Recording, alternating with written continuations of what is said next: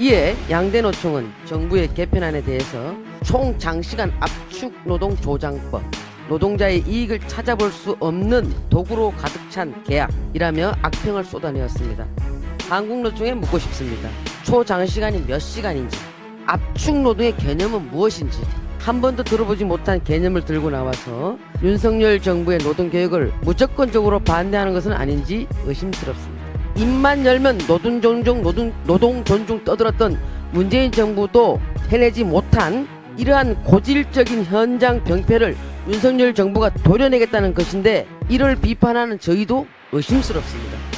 민노총 농평도 결국은 근로시간 제도 개편의 문제점을 지적하는 것이 아니라 윤석열 정부의 노동개혁에 대한 저항으로밖에 보이지 않습니다. 무엇이 문제입니까? 민노 한노 저 먹기 싫다고 남은 밥그릇 깨는 형국은 멈추시기 바랍니다. 현실을 직시하기 바랍니다. 한노위 간사 이민자 의원입니다. 어제 3월 6일 고용노동부는 70년간 유지된 일주 단위 근로시간 제도를 노사의 자율적인 선택권을 존중하면서 건강권을 보호하는 근로시간 제도 개편 방향을 발표하였습니다. 이에 양대 노총은 정부의 개편안에 대해서 총 장시간 압축 노동 조장법, 노동자의 이익을 찾아볼 수 없는 도구로 가득 찬 계약이라며 악평을 쏟아내었습니다. 한국노총에 묻고 싶습니다. 초장시간이 몇 시간인지, 압축 노동의 개념은 무엇인지 한 번도 들어보지 못한 개념을 들고 나와서 윤석열 정부의 노동개혁을 무조건적으로 반대하는 것은 아닌지 의심스럽습니다. 그리고 포괄임금 오남용 근절, 야간노동 가이드라인 마련 등 역대 어느 정부도 해내지 못했고, 입만 열면 노동 존중 떠들었던 문재인 정부도 해내지 못한 이러한 고질적인 현장 병폐를 윤석열 정부가 도려내겠다는 것인데, 이를 비판하는 저희도 의심스럽습니다. 또한 노동 현장에서 근로조건 결정 사항에 대한 근로자 대표의 중요성이 커지고 있으나 선출 절차, 활동 등에 관련한 규정이 없어서 혼란이 발생하고 있어 이를 정비하여 근로자가 불이익을 받지 않도록 하겠다는 것이 어떻게 노조 배제인지 이해할 수 없습니다.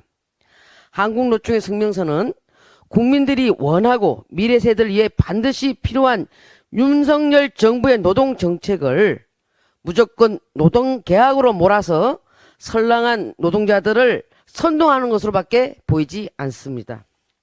민노총도 마찬가지입니다. 근로시간 개편은 민주노총이 말하는 사용자가 주도하고 결정하는 노동시간 선택권을 노동자에게도 주자는 것입니다. 무엇이 문제입니까? 이 또한 평양감사도 저지르면 그만입니다. 근로시간 개편 관련하여 첫째, 노사가 동의가 있어야 됩니다. 둘째, 노사가 동의가 있으면 근로자 대표가 서면 합의를 해줘야 하는 이런 장치가 되어 있습니다. 그리고 연속 집중 노동으로 건강권이 무너진다고 하는데, 근로시간 개편안에는 연장근로 총량 관리 시 3중 건강보호 조치를 시행하게 되어 있습니다.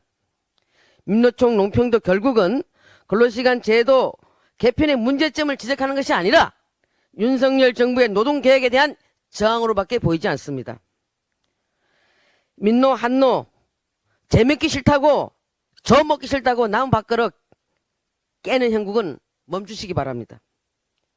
1953년 공장 기반의 노동법 제도를 이제는 더 이상 디지털 혁명 시대에 부합하지 못한 것입니다. 대한민국 미래를 위해서, 다음 세대를 위해서 더 넓은 해안으로 현실을 직시하기 바랍니다. 국민 여러분들께서도 똑똑히 보고 계실 겁니다. 이상입니다.